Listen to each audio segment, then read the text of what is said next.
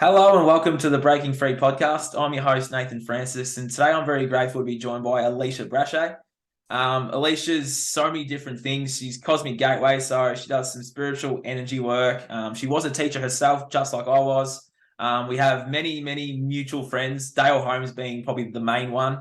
I watched a lot of her stuff during my conscious awakening in 2020 and 2021, her roundtables with the number guy Donovan and Dale himself. I watched all those videos. It sort of helped me understand the spiritual soul journey stuff, and then it sort of prepped me for mine, which I've been on now, and it's pretty awesome. And I really wanted to talk to her a couple of months ago. We couldn't get it to happen. I think the timing's right now. So, Alicia, thank you for jumping on today. Looking forward to hearing about your story, even though I already know it anyway. But some of my listeners may not. Alicia, take the floor. Looking forward to talking to you today about all things you and all things Cosmic Gateway and all things whatever else comes up. So let's go. Awesome. Well, thank you so much, Nathan. It's such a pleasure to be here, and thanks for such a warm welcome. No worries. Yeah, so I mean, where to begin? Yeah. It's so vast, right? Um, well, I guess just a brief overview. My name's Alicia, and I'm based in Melbourne, Australia. So it's really great to speak to another fellow Victorian. um, Cosmic Gateway is probably my most known label, I guess. That's something that I created. Oh, God, 2017 was Oh, like the birth and creation of Cosmic Gateway after many failed attempts of doing other avenues, and all of a sudden something just dropped in and it clicked. And I've been doing, and I work as what I call an energy practitioner. Some people may refer to it as a healer. I kind of rebranded that many years ago because I feel that the word healing sort of indicates that there's something wrong with us. And I don't believe that there is anything wrong with us. It's about removing what's not us to bring people back to their core essence. So, energy work is something that I do as a full-time profession and have done since 2016, 2017. And before that, I had been doing it part-time probably over 20 years now. So wow. I'm very passionate about it. I'm very passionate to see people go through their awakening and to support them in the best way that I can. And just to see people shine and remember who they are. Mm. There's nothing more, um, satisfying than that, basically. I agree with that. Especially the work I do as well, seeing someone remember who they are and they have those little synchronicities or that little epiphany, and then they spark in action, and it's just it's so soul cleansing, isn't it? Yeah, yeah, it Yeah. really is. Yeah, lights me up every time. Just in terms of your awakening, were you like, even though full for me as a kid, I was very aware of most things, but I sort of kept it to myself. Were you in tune with most things as a child as well? Yeah, I always say that I was one of those sort of very attuned psychic children. I grew up. Thankfully, I grew up in a family that was very accommodating for that. So I chose my family well. I chose my parents well. I have been having experiences and contact as far back as I can remember. I was a very young child when I was starting to have out of body experiences and interacting with different beings and having a lot of paranormal experiences from a very young age. So it was kind of encouraged by my parents because I believe that prior to me coming into this world, I think that there was a process that already occurred that started my parents on their own awakening journey to be prepared for me coming in, if that makes sense. Yeah. Because I know that that's not everyone's journey, and a lot of people come into a family that's not so supportive of those things, and it gets squashed down. But my journey was a little bit different in the sense that it was quite encouraged to talk about things like that. But yeah, so going back as long as I can remember, being taken out of my body at night, I didn't talk about it until much later, that those particular experiences, because there wasn't really terminology around it. Like I just assumed everyone else had it, but I didn't think it was any different. But I would be taken out, and I would, some of my earliest memories were being taken out and looking down on earth from like out. And, you know, some were pleasant, some were absolutely kind of terrifying experiences, you know. So it was a mixture of both, and that just progressed throughout my whole life. So fast forward till I was, well, I started working with creative and healing abilities from a very young age, like 6 or 7. I was quite sick as a child, so I had a lot of health issues. And my parents started taking me to holistic practitioners, and one of them applied, I think, a form of energy work, and I was absolutely mesmerized by it. I came home and I was like, I want to do that. I can do that, you know. And so from a young age, I was always sort of putting my hands on people, you know, doing healing. If people had, you know, pain or something in the body, I could scan my hand and I could detect where it was.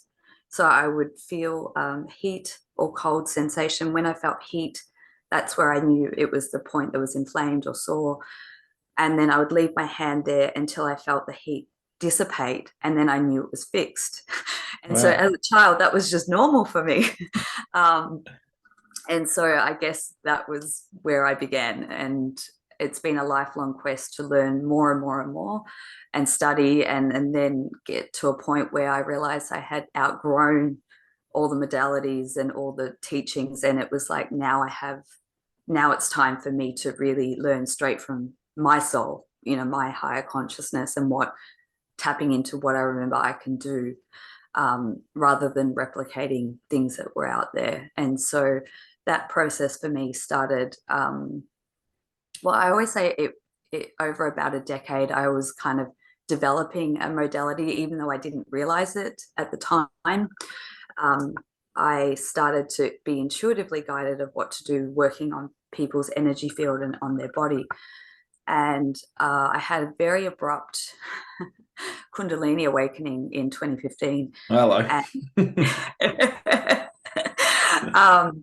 And when that happened, the downloads were just so specific and so intense. And that was when I realized that was sort of the completion point at that time of the modality that I started to implement. And I still work with to this day, although it's always evolving and changing. And that's what I love about energy work, is that it's an ever evolving process. So yeah. That's pretty cool. I'm having a Kundalini awakening now. Yeah. Seriously. Yeah, I've been doing some yoga and stuff, and yeah, it's pretty epic downloads. So that's a pretty awesome story, Alisha. So you're a teacher as well, weren't you, for a bit? Yeah, I spent, well, that was my last, what I call 3D job. Yeah. I've worked in many fields, sales and marketing, recruit, you know, you name it. I've worked, you know. But the last job that I had was probably what was gearing me to where I was heading. And it was one of those things that sort of came out of left field, and I moved into working in mental health. So not as a traditional teacher, as you know, in schools. I was actually working with adults and people in mental health as a trainer and facilitator. It was a it was a program to help people who had been on disability reintegrate into the workforce, and it was very much based around wellness. So I really enjoyed that. I was given a lot of freedom to do things like you know, art therapies, meditation. It was right up my alley, you know. So I did that for quite a number of years until I transitioned out into doing what I do now. So yeah. That's awesome. Was there like a moment where you thought, I'm here for, I guess I had something similar too. It's like, where you have that feeling that you're here for a more important reason. You need to probably move the 3D aside and then tap into what you need to tap into to then form your own cosmic gateway, I guess. Yeah. Yeah. I don't know if there was a defining or pivotal moment. I always knew from a very, very young age that I was here to do something very important. Um, I just didn't know what it was. I mean, I had a loose idea. I just didn't know the specifics and the details. And I spent probably, so I started practicing. Okay. I'll just backtrack a bit. So Yeah. when I started working in this field, sort of as a side job part-time and working in my other corporate roles, I started very young. I was in my early 20s. And the first sort of modalities that I worked with was doing intuitive readings and past life regression. And then I transitioned. I trained as a holistic counselor because I wanted a certificate that kind of validated or gave me some sort of credibility in this world. Yeah. That would, I guess, yeah, give me some sort of accreditation to do what I wanted to really do.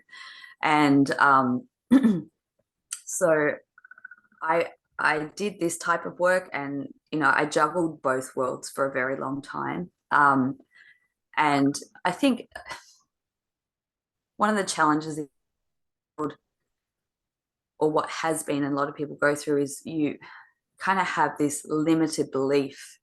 Our society has this limited belief that I can actually do this and support myself, and um, so I juggled both worlds for a very long time, and every time I sort of edged more towards doing this full time, something would come up, and then I would sort of go back, and so that happened, for a good decade until.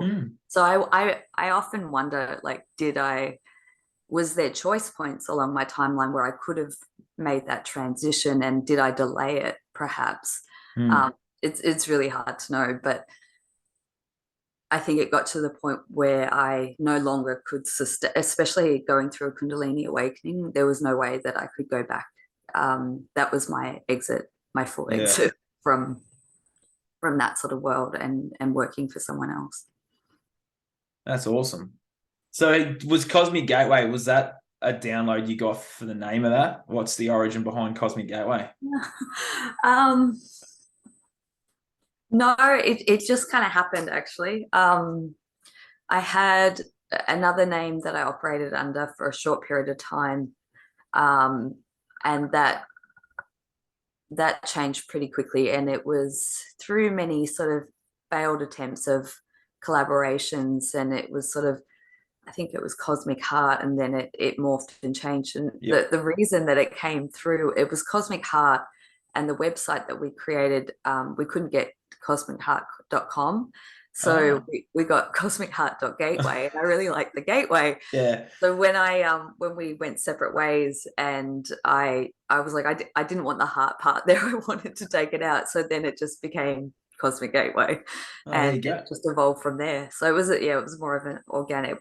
Didn't come through in it didn't come through in a download, but I laughed later because I've been spending time writing my book, and one of the parts when I was writing, I kind of laughed because the beginning of everything for me around the Kundalini awakening and moving into this path is, a lot of people talk about when you have a Kundalini awakening, it opens up the cosmic gateway chakra, which is Goosebumps.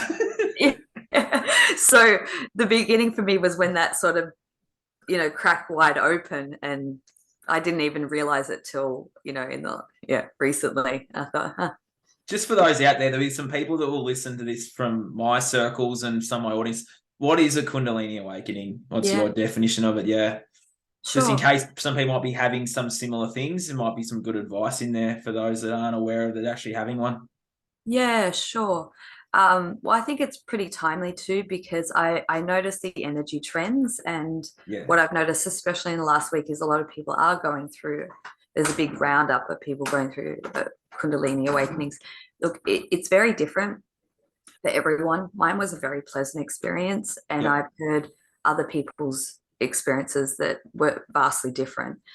So I'll personalize it and explain it from my vantage point. Yeah, no worries. But basically what it is when our life force energy fires up from the base, and then it shoots up through the energy column, or opens up the energy, the chakras, the energy centers, the chakra system. And as that energy sort of coils and moves up through our spinal column, or energy column that runs along with the spine, it blasts open to higher consciousness. So it opens up so that we are able to tap in and access our own higher consciousness. And from that, it's sort of like our energy then, I almost want to say, it kind of reverts into its natural state of who we truly are. And from that point, often I know I went through this, once we hit that point, there's a huge amount of frequency that runs through our body, and that's hard to sustain. And generally that sets us up for going into a deep level of purification and healing, because a lot of people go from Kundalini awakening into the dark night of the soul. And that's probably not as widely spoken about. I certainly didn't realize that was going to be, the sequence of events that unfolded for me. When mine happened, I had many throughout my 20s and not really realized exactly what was going on. All I knew is that I had intense surges of heat moving through my body, and I felt like this vibration moving through me, almost I liken it to when people are on drugs. That's probably the only way to describe it. You're really tapped in, you're very hyper aware, alert, very connected. There's this surge of energy that's moving through, and there's a very how do I say? You're right. Sometimes, at least for my experience, you don't need any sleep, you don't need to eat, because you're just completely plugged into energy, source energy, and so the first couple of times that it happened for me, actually, it's a funny story. The first time it happened for me, I was out, I had finished work, I was having coffee with some friends late night, and it came on without, it was spontaneous. It just started happening. And I actually thought that someone had spiked my coffee. Oh my God. Because I was like, what is going on? Like, that was the feeling. And it wasn't until I went back to my teacher at the time, and he told me what was going on. He said, you've had a mini Kundalini awakening. He said, you're not ready and you're not prepared to withstand what comes with that. And he shut it down. Oh. And so, yeah. And so I went through several of those experiences, and I was always under, a mentor or a teacher or someone who kind of closed me down, because I think, depending on the degree, and mine was pretty extreme. I think everything that I experience in this reality is kind of extreme in compared to most people. So not the only one.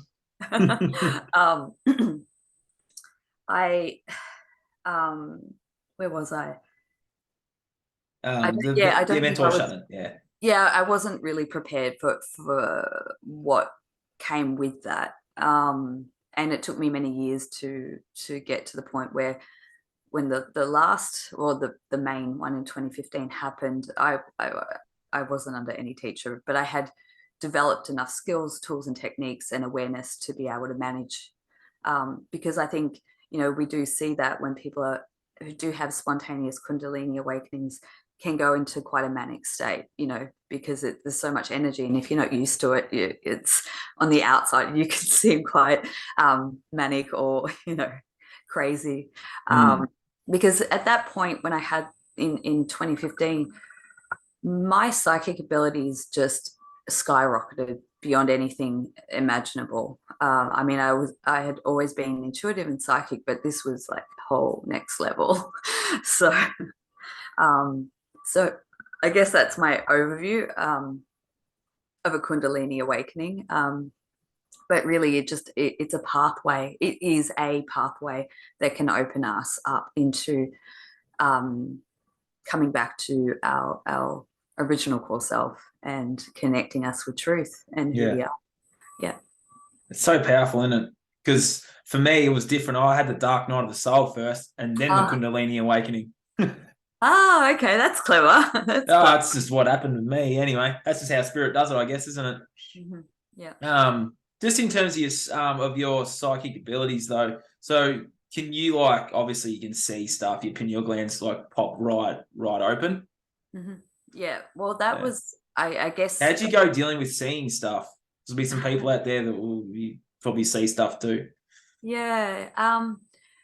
That was one point that in 2015 during that Kundalini awakening, I had the surge of energy. Actually, no, sorry, it happened the other way around. I heard a pop in my head, like a gunshot going off. And so that was the pineal gland that literally like popped open or activated. Wow. And then the surge of energy and then boom. Yeah. So I guess it was always active, but not to that degree. So how do I go seeing stuff? I think it's very normal for me now. Yeah. It's something that I've sort of grown up with, and it's, increased over the years.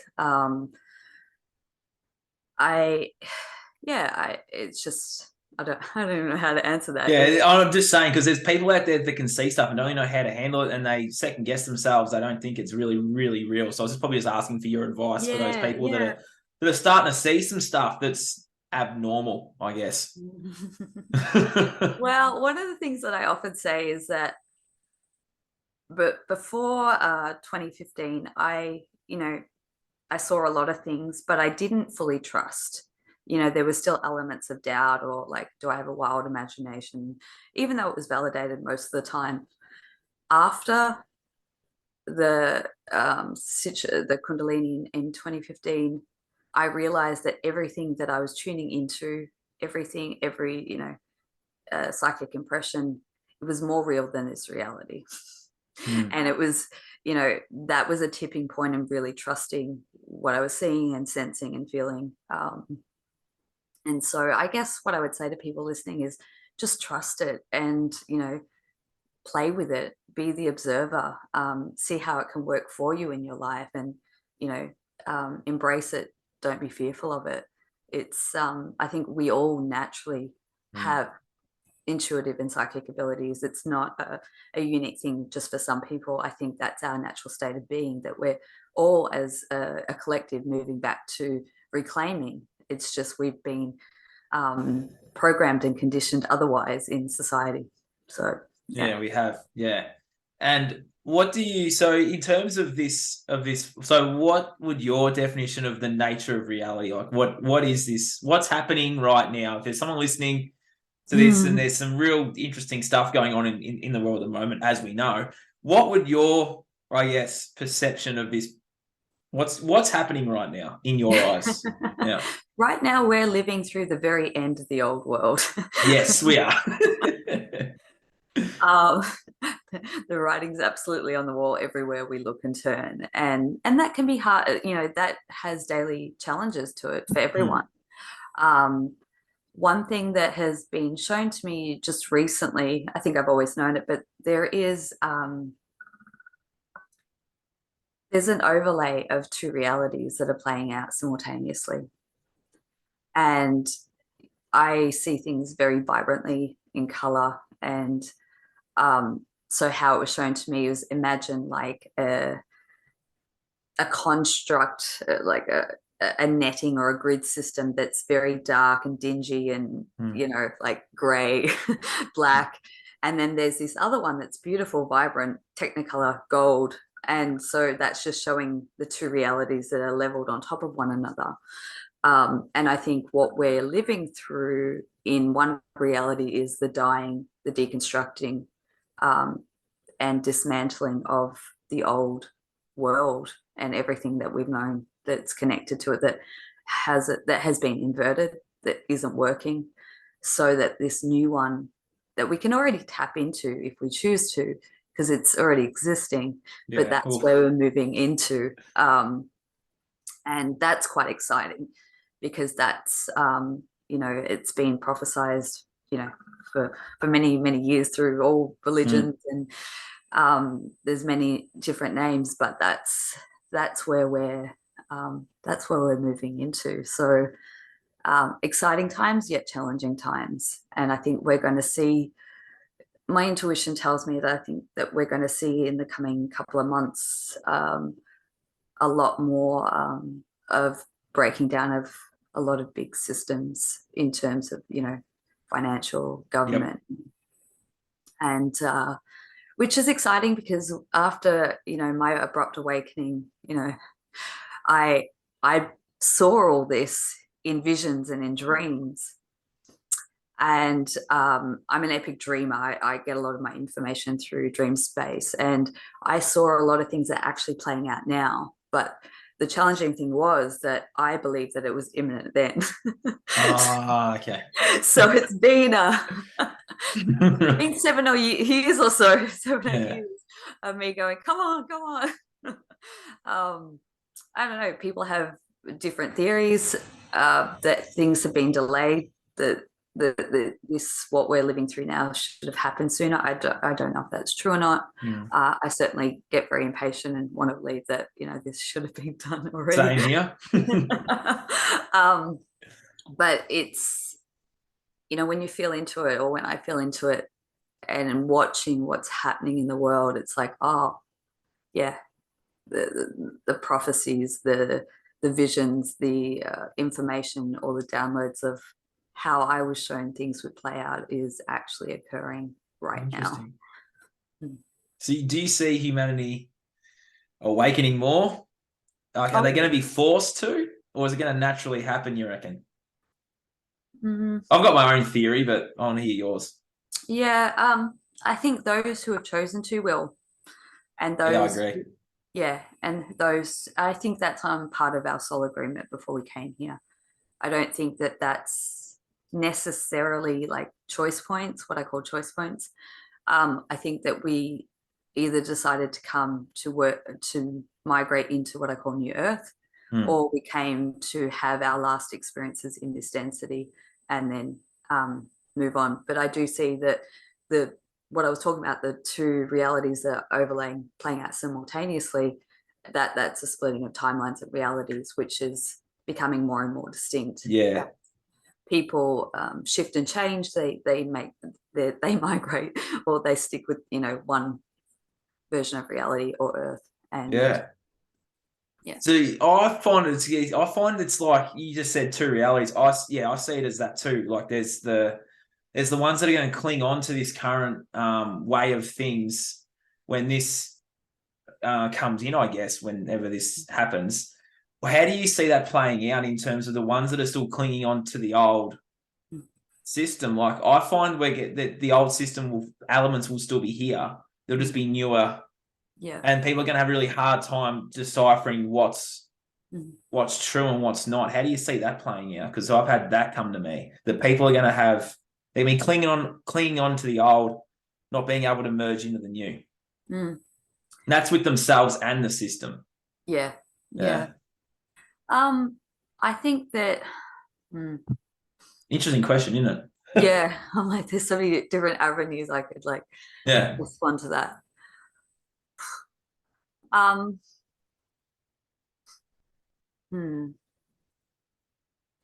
always been shown that there will be a period of transition for everyone, which may get pulled out to about 10 years. Yeah. Okay. Or, time. Yeah. Yeah. But as a guide, it may be completely different to that. But I feel like those who are ready for the new already are, like yourself, creating, doing what they're meant to do to help build and heal society and move into that. And it's a frequency-based thing. Yes. So kind of like when you're in alignment and you're doing what you're meant to be doing, you're going to be in that state and that reality, and the other things sort of don't even come into your awareness. And then there's, so yeah, it's really hard to explain. Oh no. I think this acceleration time that we're in is going to shift people a lot quicker than what it has done before. If you go back 10 years, the awakening process was slow, drawn out. Whereas I think since we hit 2020, there's this rapid acceleration that's occurred. Oh, rapid acceleration. Well, I was telling you off air about how rapid mine was. That's happening on a global scale right now, isn't it? Yep. Because my brother was quicker than me. My brother just, as soon as I tell him something, yep. And then when I clicked on with my stuff, he clicked on with his, and his was like, I reckon his was 6 months. Yeah. Yep. Bang, just remembered who he was, and these powers just came to him, man. It's pretty cool. Yeah. It's phenomenal when I get excited when I see that, and people just pick it up so quickly, so quickly. And it just shows how fastly, this acceleration period and how it's transforming people right now. It's beyond anything I've ever witnessed. So yeah, same. Yeah. And I think that gives a lot of hope, doesn't it? Because you can get really frustrated around friends or family, or, that whole, when you're going to wake up kind of thing. But I think everyone on a soul level chooses when that time is. I don't think you can really force someone into it. It has to come from within them. And when they're ready, they can just switch on, like your brother, boom. And then, complete change. Yeah, it's pretty cool because he's a medium now too. And like his stuff just went, like as soon as he remembered, like it was so quick. I was just like, wow, wait. And then obviously with some of the youth I've worked with too, it's like as soon as I don't have to, sometimes I don't even say a word. It's like they just click on. It's pretty cool. Yeah. I truly believe, kind of quoting Dolores Cannon here, but the youth are, the hope for the future. They're the ones that are come in fully equipped. And that's the reason why I've chosen to work with them before I even came here. Yeah, it's pretty cool. And then I see it as too, I've often spoken about the souls that were born. This is another discussion point. I want to see what you feel, but I've had it come to me that the souls were born after 2000 are the most powerful souls on this planet right now. And that is why they're getting hammered with porn. They're getting hammered with OnlyFans, gender confusion, hammered with the LGBTIQ plus whatever else the fuck it is. Getting hammered with all these different things and all these distractions from remembering who they are at a soul level. Do you see that too? Yeah. I actually haven't thought of it in that way. Video games is another one. Huh? The video games is another one. That's the big one in the males anyway. Yeah. I just want to see what your view on that is. Yeah, look, I think incrementally each generation have come in more and more high vibrational, if you want to put it that way, powerful soul, conscious creators. And yeah, I think 2000 was definite turning point. I have a lot of nieces and nephews that were born just after then, and I look at them and I'm like, wow, these kids are lit. Yeah, they are. But then,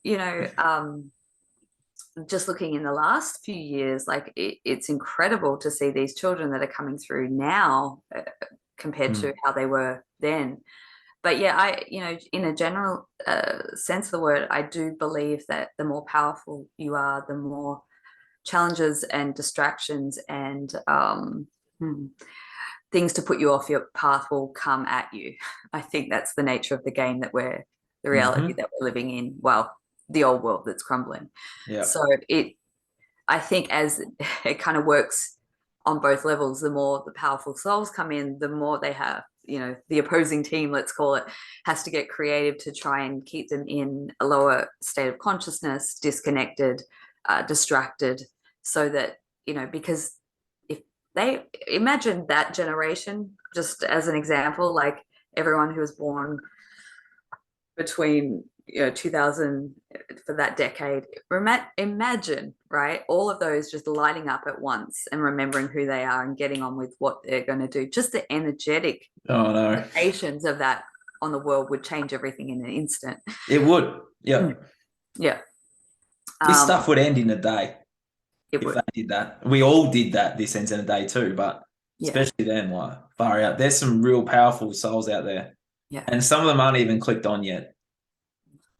No. But I do think that there is a time coming that is kind of predestined, if you will, that I think a lot of people are going to get switched on all at once. And I think, you know, you can look at that from like the 100th monkey effect or critical mass, but I do think that as the agendas rise and the chaos, you know, gets to volatile points, I think there's a counterbalance where everyone lights up and goes through this kind of,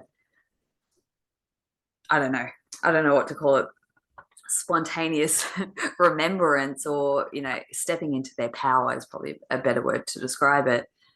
Energetically, the ripple effect of that can, you know, create instant great change. And I think that potentially that is something that we are looking down the line of, something that will occur probably this year.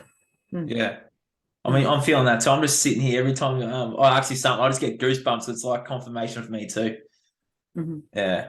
It's pretty powerful stuff once you click back online. Like for me, like goosebumps is my thing. Like if I'm talking to someone, I get goosebumps, and that's so many confirmations on different levels. But it's also my intuition telling me this person is safe to talk to and that sort of stuff too. But like, it's just so awesome. And even just simply like just going into a place like a supermarket and really feel how low and dense that energy is in different places. It's like going back in there anymore. It's just in different places, different spots. You're just like, oh, geez, the energy's off here. Is it me or is it them? And then you sort of like protect yourself and you go, oh, no, it's actually, pretty cool, isn't it? Yeah. Yeah. And I think that's one of the challenges of coming into like awakening is you become more sensitive, right? Yeah. You become more sensitive to energy, and you can feel the different vibrations around you going into places like supermarkets or shopping centers. I mean, I avoid those places like the plague, you know. Yeah. But one thing I've learned to do, especially during lockdowns, I would kind of gear myself up, like power myself up and go, I'm going to override this. And instead of feeling into the density and the icky energies, I'm actually going to like kind of blast my own light and create a ripple effect in those dense pockets, you know, which during COVID was very hard. I had to do that with my hood on and my earphones in to stay focused. That's awesome. And not making eye contact. Yes, that's true too. Yeah. So many awesome discussion points here, but I guess I often ask my guests towards the end. I don't know whether we're gonna have some more tangents from this question. Who knows? But I sort of ask my guests at the end if there's a piece of advice for someone watching that's, I don't know, might be going through their awakening, might be resonating with all this, and they're actually being activated into remembering who they are. What would be your first step for someone that's as young as 10 watching this to as older than us watching this? What would be your advice to those people to take their first step to start their journey? Yeah, really good question. I know. So many things. Trust yourself. Yeah, it's a good one. Is probably the most important thing. There's so much that we have been programmed and conditioned to believe of the untruth of ourselves and the nature of the reality that we're living in. So coming back to, you know, trusting what, and I think you said it when you get the chills. I call that truth triggers, you know, and we all have them. Sometimes they just come across. Pay attention to your body, and what your body will always resonate with truth. So whether it's you feel it up, or you have the tingles, or, you know, some people's truth trigger is like tears, you know, tears of like confirmation. But pay attention to your intuition, your body. Your body never lies. If something doesn't feel good, then it's probably not for you, or it's not truth. I think that's one of the key important things. Daily practice, I'm a big one on daily practice of things that we can do to support ourselves each and every day, and finding what's uniquely supportive to you. So, for me, energy work, meditation, getting out in nature, support my physical body, trying to support ourselves on all those levels, physically, mentally, emotionally, and spiritually as well. I think that's very, very important. Connecting with nature is a big one, especially moving through these times where our nervous system can get really overstimulated and we can feel ourselves going into like fight or flight. Just getting out in nature and walking wherever you can just instantly sort of calm you. So yeah, self-care, really important, really, really important. Taking care of the physical body, the vessel, because that's what's holding and containing our energy and essence and life force, which is allowing us to action it and be present here, which is, is the greatest show in this entire universe as it goes down. So, be grateful for the fact that we have front row seats and, and tune into that reality that's emerging. We all have the capacity to tune into that new earth, that new trajectory and where we're heading as humanity. And I think that's something that we can do on a daily basis or as regularly as possible, is to feel into that. And it's almost like, I like to see it as like there's a future version of ourselves that's already living and existing in that space. Connect with that and allow it to almost reach out and grab your hand and pull you towards living that embodiment and that reality here in the now. I think that's probably one of the most powerful things that I do on a regular basis, especially if I'm struggling or going through challenges. Know that that's available to you, and it's not just your wild imagination. No. It's very, very real. That's such awesome advice, because I do that too. Whenever I'm sitting in something, I go, well, that version of me exists out there. I want to merge with that guy and like bring that into the physical now. That's such awesome advice for anyone out there listening and watching. I had one more question for you. There's a lot of theories out there about what this place really is. What's yours? What is this place? Where are we? What are we living on? Or are we even living on it? What is this place? That's a really good question, and I really don't even know where to begin to answer it. A lot of people want to know what this place is too. I don't know, and I don't actually think that. I think that's another thing that's been hidden from us. Obviously, they've hiding things from us. They're hiding what this really is too. Yeah. I think that we will find out. And also, I think another piece of that is what I've come to the conclusion of over many years is that I think we're all living our own version of reality based on our belief systems. So, when it comes to things like the arguments between flat earth, round earth, that's where I was heading, all those sorts of things. I mean, I have my own personal opinion based on the experiences that I've had. Yeah, same. But at the same time, I don't disregard someone else's version of their own reality because they've had experiences that have led them to believe otherwise.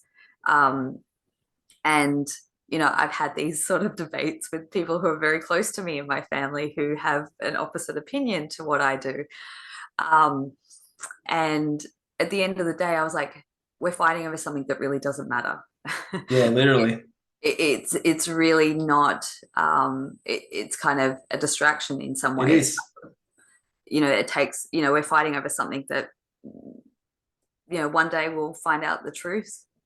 Or maybe, I believe that maybe there's both, when you think about everyone living in a different reality, well, if there's two realities simultaneously existing, why can't there be different versions of flat and round? Probably is. Yeah. So that's sort of the the vantage point that I like to take in terms of settling those. That's the thing, because the truth community, which we're part of, obviously, is full of debates about what this place really is. And I agree with what Max Egan says. He puts it beautifully. He's like, they're hiding the truth from us about everything. They're hiding the truth about what this place really is as well. How about we establish freedom first and then we'll argue about that later?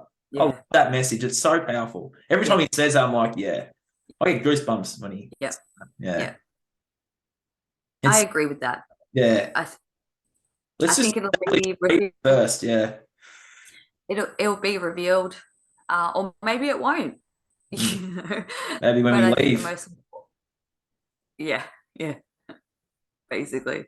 Mm. But I think when we come back to focusing on what's truly important and being the best version of ourselves, being in service to ourselves and to others, and being in a heart-centered space, I think those things are what really matters, making a difference daily and moving towards this new reality that's being created. That's awesome. Thanks for jumping on today, Alisha. I really appreciate your time, and I'm glad the universe made it happen today. It's been really awesome chatting with you, and I look forward to connecting with you again soon, and hopefully meeting you with Dale when he's back in Victoria next, and it'll be awesome. Yeah, awesome. Thank you again, Nathan. It's been wonderful. It has been good. Thanks for jumping on. For those that are interested, I still have the crystal infused scented candles at the bottom. If the link to that is at the bottom, you use the code BREAKING3 to checkout, you get 10% off. For those that listen to my last chat with Georgie and Claire, the Venus twins, you are interested in doing their GB jab removal course. It's being divinely guided by spirit, and you want to pay for that. At the checkout, you can use the code Nathan10. You get 10% off that as well. And for everyone out there, this has been the Breaking Free podcast. I've got some awesome guests coming up in the next few weeks, so I look forward to bringing them to you. Thank you for listening and watching wherever in the world you are. Thank you again, Alisha, for jumping on, and we'll see you real soon.